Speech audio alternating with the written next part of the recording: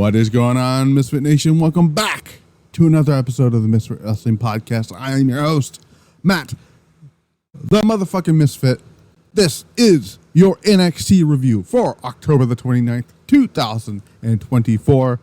The go-home show for ECW NXT show, whatever the fuck you want to call it for next weekend, or next Wednesday, that is.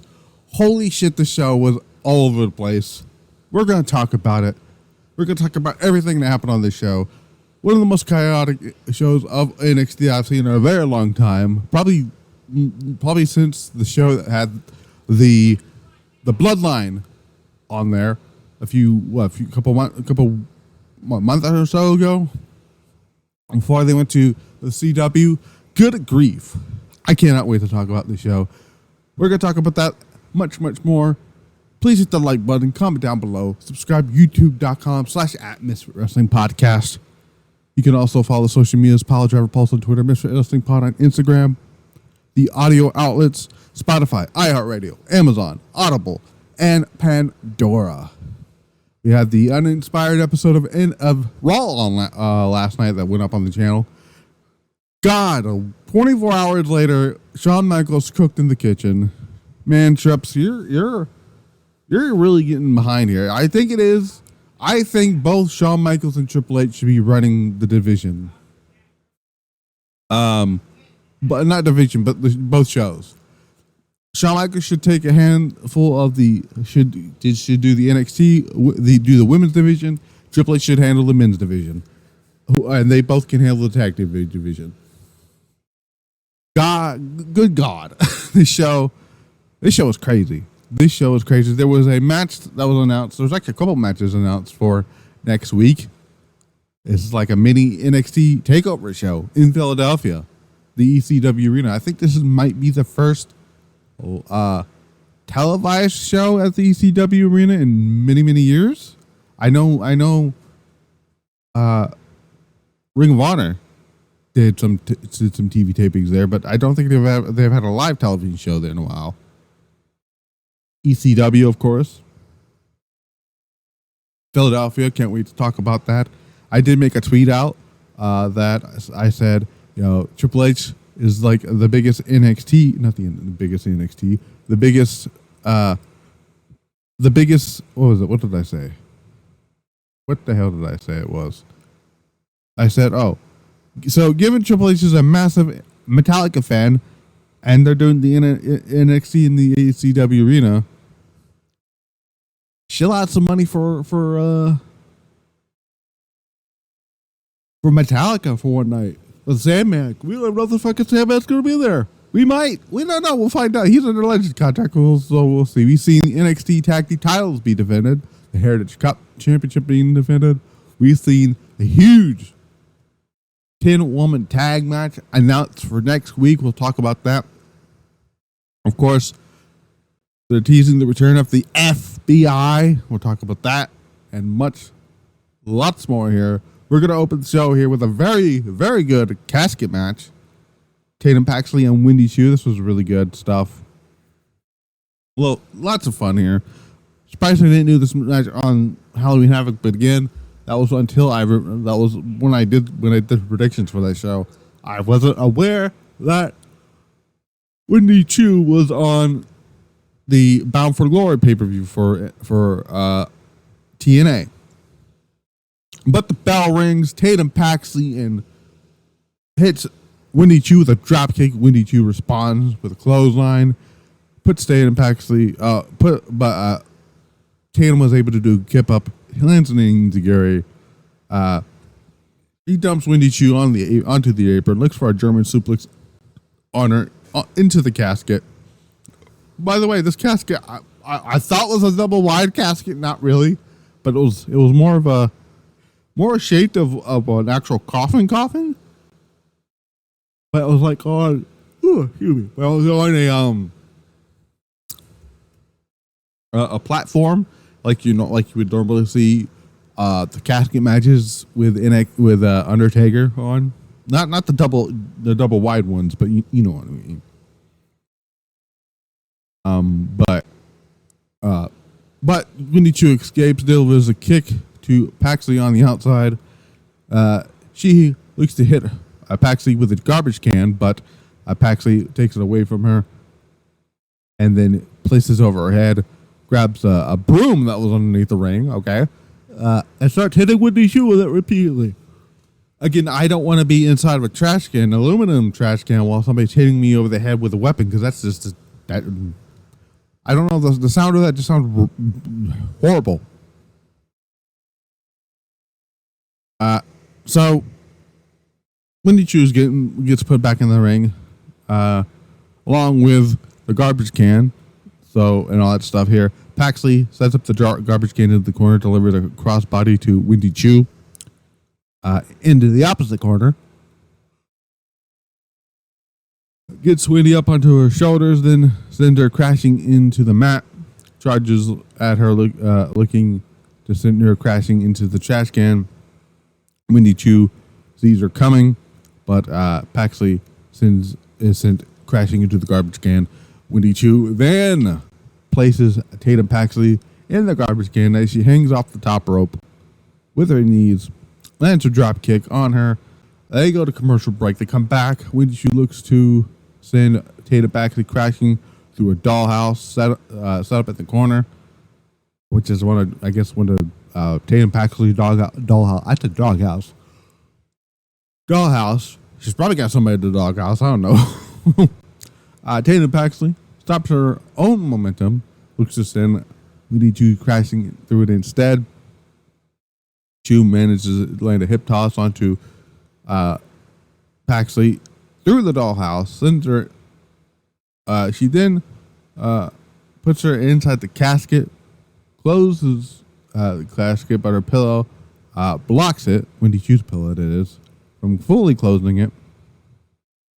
Paxley escapes using the pillow, hits Wendy Choo hits her with it, opens it to reveal several pieces of Legos inside. That was very okay. She sends Paxley, so they're both end up in the casket at one point. The casket door is open. Wendy Choo sets up. She's got face paint on her. Kind of reminds me of her days as Mei Ying. Then Paxley does a sit up as well. Whole bunch to use a fire extinguisher onto Wendy Choo's face, sending her crashing through the bed that she had brought down to the ring, which I didn't even know about the bed until I seen it. Then, actually, I forgot about the bed, but she then gets Choo into the casket, closes the lid, and Wendy Choo, or not Wendy Choo, excuse me, Tatum Paxley gets the win here. So a really fun casket match. I'm going to say this around this casket match was way more entertaining and way more fun than the shit that we had to watch at All In between Darby Allin and Jack Perry. We see the NXT champion, Trick Williams, come down the ring. Trick says he walked through the Devil's Playground to retain the NXT title against Ethan Page. He admits that he's sore. Excuse me for the yawning. I do apologize for that. But Ridge, but addresses Ridge Holland attacking him after his title defense. He then calls out Bubba Ray Dudley to the ring. Bubba makes his way out to the ring, and he Williams thanks him for his help at Halloween Havoc. Bubba tells Trick that thanks isn't necessary. He says that he appeared due to Rich Holland's disrespect. Says that he's watched Trick in the Devil's Playground match, and people hear the people cheer for him. But as he's getting beaten down by Rich Holland, he was looking at the entry way for somebody to come help Trick. He tells Trick that Trick he has no friends. He has nobody to help him out here. Trick then says, well, I got an idea. How about next week? It's Ethan Page and Rich Holland versus me and you in a tag team match. Bubba Ray's like, maybe I can put to put on the tie-dye shirts, the glasses, but I'm gonna decline your offer. And he doesn't want to take somebody's spot on the NXT locker. So that's not the last time we've seen Bubba Ray Dudley on the show tonight. So there's that. We see Ava backstage on the monitor with WWE Hall of Famer Rob Van Dam. He's watching what happened, what just happened. RVD voices interest in being part of the NXT show of the ECW Arena. Ava promises to find him something to do. Then we seen Charlie Dempsey defend the NXT Heritage Cup against Lexis King with William Regal in the corner. This match was, I didn't really care too much about it here. Dempsey wins the first round, Dempsey wins the second round, and no, Dempsey wins all the rounds here. Throughout the match, though, William Regal was trying to encourage and help out Lexis King, but to no avail. And you know, surprisingly, William Regal did not turn Charlie on Lexis King.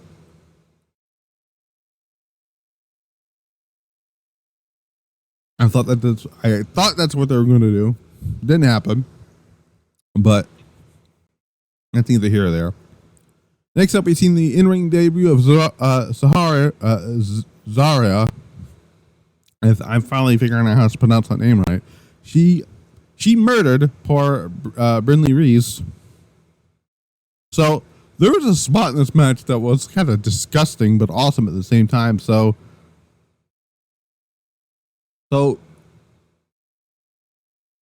Reece apparently Reece gets her arm. So I guess runs her with her forearm and sends it to the crashing mat. This is Zaria. Reece shows the referee her hyperextended arm, but Zaria pops it back into place and fires off shoulders into her midsection like a fucking beast. Lands a splash, hits a backbreaker, then a German suplex, a spear, and an F5 to easily put away Brinley Reece. First of all, her theme song is badass. Okay, I don't give a shit what anybody says about this quote unquote Def Rebel bullshit, right?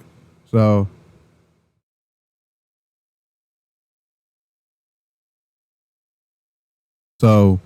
you know, which I'm like, okay. Like, okay. What I liked about this was it was different from Stephanie Victor and Julia. Their in-ring debuts last week with Victor, and then a couple of weeks before with Julia. Julia with Chelsea Green worked because you were able to see Julia hit her best hits or her greatest hits while showing off her talent. The same thing happened with Victor, showing off her talent and whatnot. Here this was the right call to have Zaria just murder a poor woman. But that was not all, because after the match,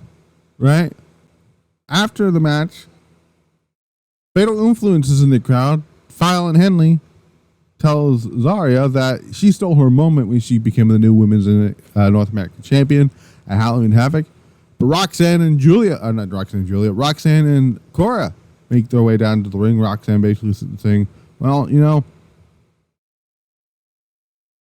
let's introduce ourselves to the newcomer to NXT.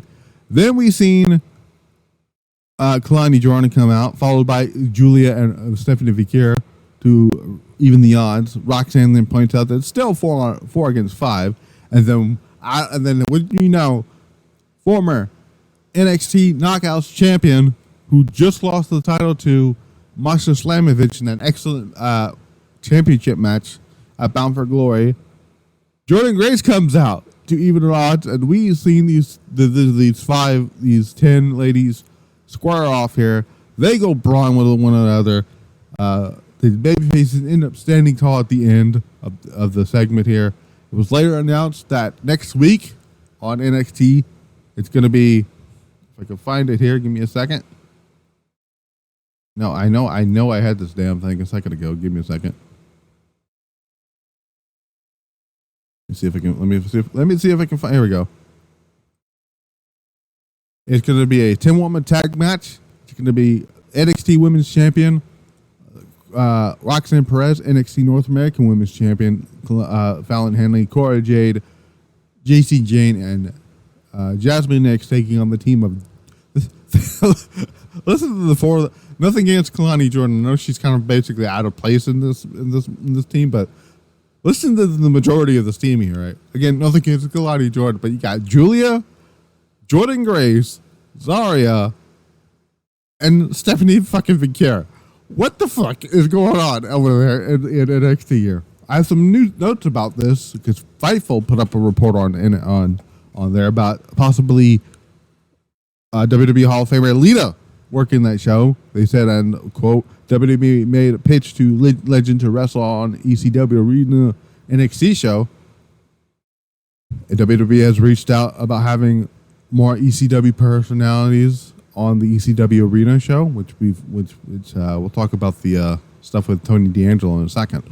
The company has already announced Dawn Marie, which she will be the special referee for the match between Jakara Jackson and Jada Parker. That's going to be a hardcore match.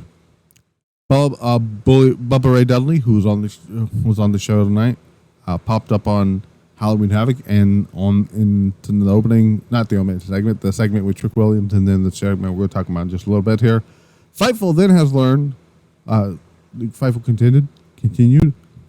Fightful has learned that there was a pitch for a tag team match that would involve Lita, who appeared in ECW as Miss Congeniality. I'm sorry if I butchered that here. But the pitch was to involve an 8 or 10 woman tag that would happen on the show. Lita last wrestled on WrestleMania 39, teaming with Becky Lynch and Trish Stratus. They took on Bayley, Dakota Kai, and Io Sky. Lita and Becky were the tag team champions when she was written off of TV, so technically she never lost them. Lita was actually at the ECW Arena last week. However, we were told that she was actually that was for unrelated reasons. The match was being pitched throughout the week. So that, I'm assuming now that that's happened is for that particular reason. Who knows? I don't know if they're gonna put Lita still on the show. I would personally still want to have Lita on the show. Yeah, so that's pretty cool there. So yeah, this is not the last time we've seen these 5 individuals on the show. So I do want to make mention of Tony D'Angelo here because I don't have it listed. I forgot to write it down on my list here. So forgive me on that here.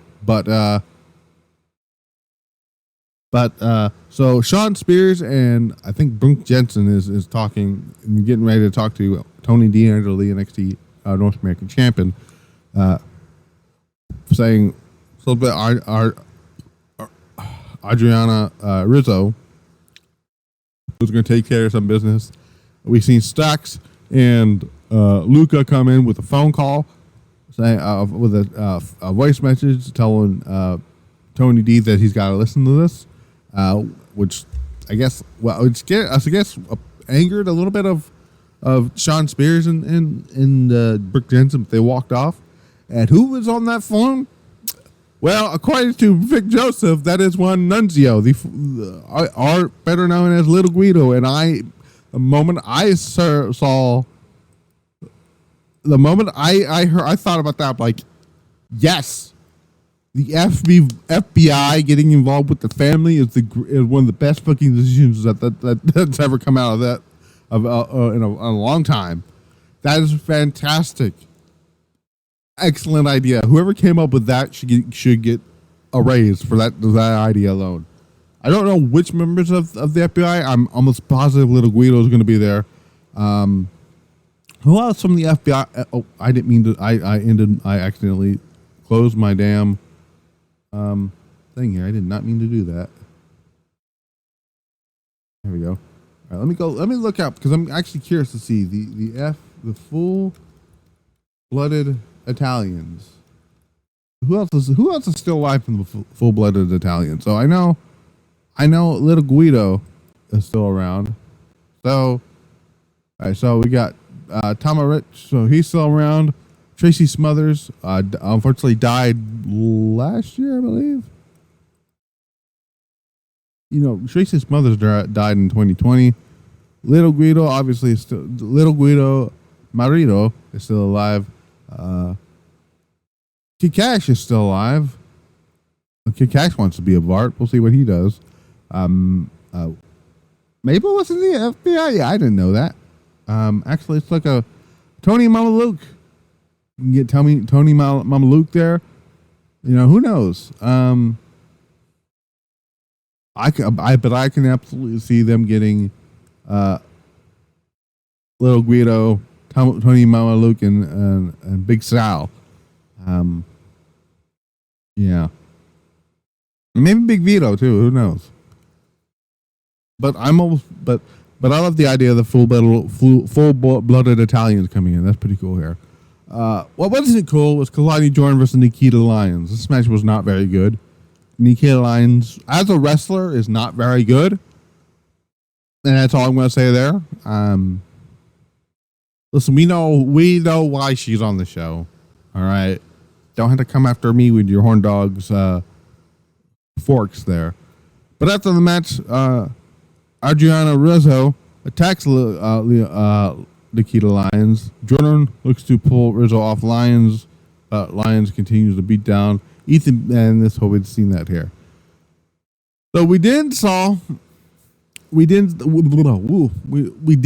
then see a backstage segment with the new team of Julia, Zaria, Vikir, Kalani, and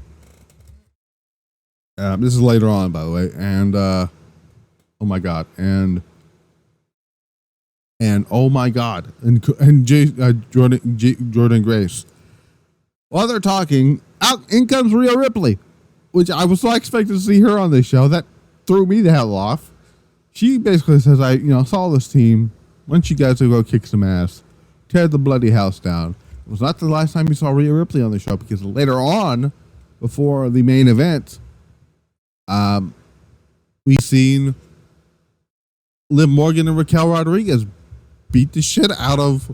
We didn't see them beat the shit out of Rhea Ripley, but it was implied. Because once again, the NXT parking lot fucking strikes again. Rhea Ripley's bloody as hell. Which, look, like, as much as I don't like this storyline because I want it to be over, I still want it to be over. Shawn Michaels did a better job in 5 seconds with this storyline that Triple H has. The 9 months that Liv Morgan's been champion. Imagine that. And I like Triple H. I like some of the way he books some of the women. I like how he books EO. I like how he books what he's doing with Nia Jax, right? I like that stuff. Everything else. Oh, and what he's doing with Mia Yim, but everything else, fucking terrible. Oh, okay. I'll throw. Oh my god, what's her name? Tiffany Stratton in there too, but everything else is not great. Not. Unfortunately, I'm including Kyrie. I know she's finally getting some stuff to do. She's getting over the crowd with EO and stuff, but that's fine. But everything else is fucking terrible, right? With the women's division. My God, that was some good stuff there. So yeah. Ethan Page comes down to the ring. Ethan Page says he's not done with the NXT Championship. Oh my God, why is he not done with the NXT Championship? God damn. Oh my God. Look, before I continue this promo here, listen. This is where Triple H is shining right now, because he's got several different stories going on for the men right now. He's got. Let me throw out the men storylines right now. On SmackDown, you got the Bloodline stuff with the Bloodline OG Bloodline versus New Bloodline, right? You have whatever the Kevin Owens, Cody Rhodes, Randy Orton storyline going on, right? You have on Raw, you have Gunther not really doing much, so I can't really put that in there. You have, so I'm actually not going to put, Gunther doesn't really have anything to do right now. You have the Wyatt Six and the Final Testament doing some stuff there. You have the teasing of whatever they're doing with Kofi and Xavier Woods. You have Bronson Reed being a highlight every week on the show. Currently feuding with Seth Rollins at that incredible fucking brawl last night. You know, so I just like name 5 things, right? Whether or not they're gonna do Braun Breaker, I don't know what they're gonna do next with Braun Breaker, right? You know, there's several stuff going on. That's something that something Shawn Michaels is really lacking in. The depth of the men's main title picture is very thin right now. Because realistically, think about it here. When the draft came up, let's see who got drafted during the draft this year. So actually, I do have that up in my Google spreadsheets here. Let me go to the WWE draft here. So from the men's thing of NXT, so Triple H took Carmella Hayes from NXT, took Ilya Dragunov from NXT, took Dijak, and then did nothing with him, unfortunately. Also from NXT, Joe Gacy got called up to be part of the Wyatt Six. Hold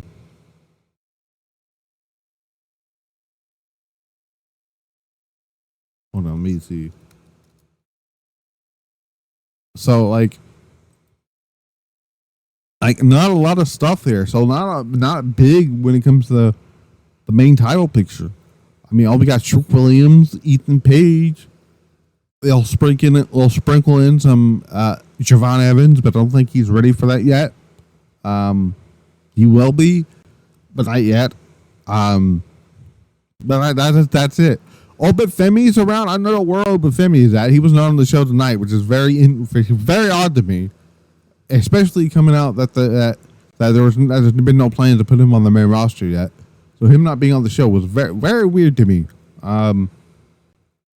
I'm trying to think of anything else from but like the big hitters, Carmella Hayes and Ilya Dragunov and Dijak, right? I wouldn't call Joe Gacy a heavy hitter when it comes to that, so I'm not gonna go into that one. But and I'm not even gonna call Baron Corbin as a heavy hitter there because I don't think that counts. But you know, Ilya and Carmelo and not Andrade and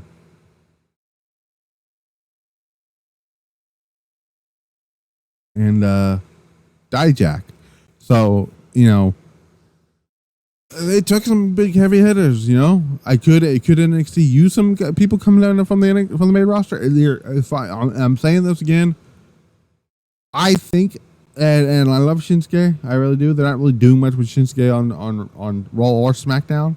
So I would bring Shinsuke over to NXT, and let him be in the main title picture. Right, former 2-time NXT champion right there. You know, but they need depth down in NXT right now for when it comes to the main title picture, that is. Anywho, so he's going on out. Ridge Holland makes his way out of the ring. Says Paige has plenty of chances at the NXT title. Yes, but what has Ridge Holland done to actually deserve a shot at the NXT title? Bubba Ray Dudley comes back here. He basically says, neither one of you deserve a shot at the NXT championship. You, Ridge Holland, was ultra disrespectful to me and my buddy Dave on Sunday night. You need to get your lesson learned. Ethan Page, didn't really matter what he does here. And basically, Ridge Holland's like, you're a fossil. ECW was overrated. So was the Dudleys. If you keep it up, I'm going to make sure you don't make it to your next radio show with Dave LaGreca. You're going to be in the hospital, sipping out of a straw or whatever, right? Well, he didn't say that last part, but Rich Holland and Ethan Page start beating up Bubba Ray. Trick Williams comes out for the save. Trick Williams like, so you want to still want a tag team partner for next week? Well, it's going to be Bubba Ray Dudley and Trick Williams versus Rich Holland and Ethan Page. So that's presumably going to be your main event of the show for next week. I talked about Liv Morgan and Raquel Rodriguez doing the beatdown in the NXT parking lot as Fraxiom make their way to the ring. It's the main event here. Fraxiom defending the NXT Championship Tag Team titles against Jordynne Evans. This was a really, really good match. I'm not going to go through all of it here. This was a very good title match here, but at one point, Alexander connects with a kick onto Axiom's face, tags in Evans as Nathan Frazier tags in on his side, flies off the top rope with clothesline. All that stuff's going on here. At one point, Axiom looks to fly off the top rope. Alexander was able to make the tag in. Alexander sends Crashium. Sends Axiom crashing into the mat with a sit-up powerbomb. Goes for the pin. Frazier drop kicks Evans onto them to break up the fall. Jordynne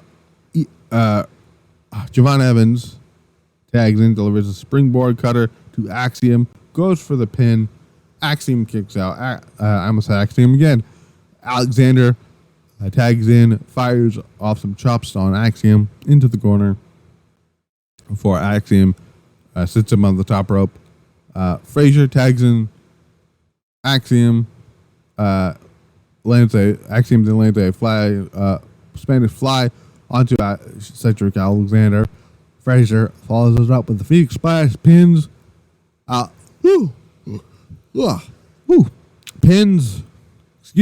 Pins Alexander. Evans breaks up the fall, which was a great way to break it up. So he not only kicked Frazier to break the fall, but he also did a drop kick to, or did a cutter to Axiom at the same time, which was beautiful here. I almost said Nathan Jones. Wesley emerges with a ringside with a chair. Evans hits a tope suicida. They brawl to the back, leaving Cedric Alexander by himself. Frazier lands a Phoenix Splash onto Cedric Alexander, but Alexander seems to be coming. Connects with a lumbar check on Axiom. Delivers a Michinoku driver to Frazier. Frazier was able to kick after a pinfall attempt. Alexander ascends to the top rope, but Frazier levels him with a superplex. Axiom and Frazier deliver a golden ratio brainbuster combination for the win, and Nathan Frazier and Axiom retain the NXT Tag Team titles in a fantastic main event. Good stuff here. We go to the back here as Jordynne Evans and Wesley are brawling with each other. Fish is trying to break it up. So does Ava, NXT General Manager Ava. Then Rob Van Dam appears and says he knows what he wants to do next week. Doesn't tell us what it is, but he walks off as then Evans and Lee continue to brawl as the show goes off the air. Again, excellent show from NXT this week. ECW wins again, obviously. This is some good stuff. I enjoyed the show.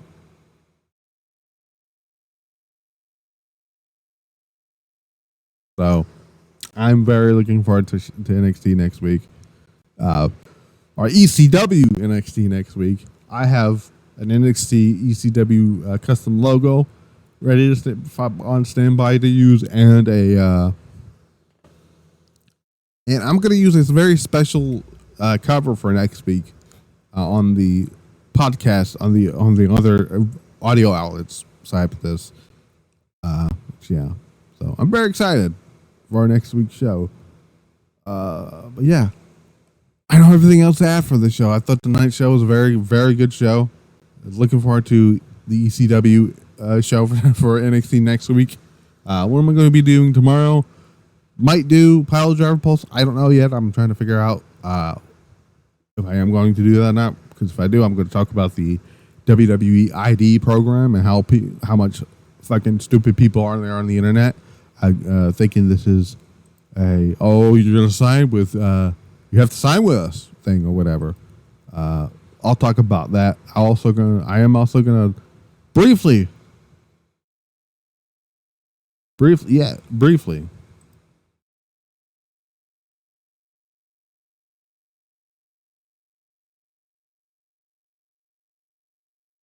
talk about the Vince McMahon thing, whatever about that, and I will go over whether or not Dynamite is going to be great or not. Probably not going to be. I know Dynamite's going to die next week. I know that for sure. But yeah. Until then, I have been Matt the Misfit. This has been the Misfit Wrestling Podcast. I will see you guys back here for the Pile Driver Pulse either tomorrow or Thursday. And I will also go over first two nights of the the other tournament I did do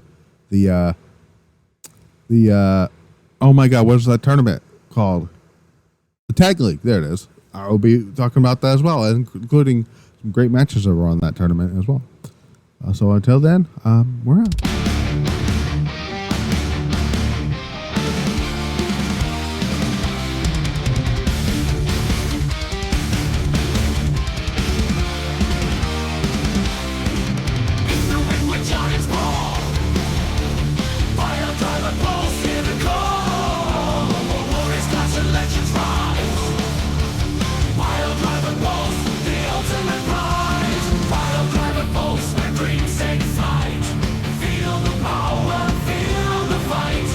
Suplex to a high flying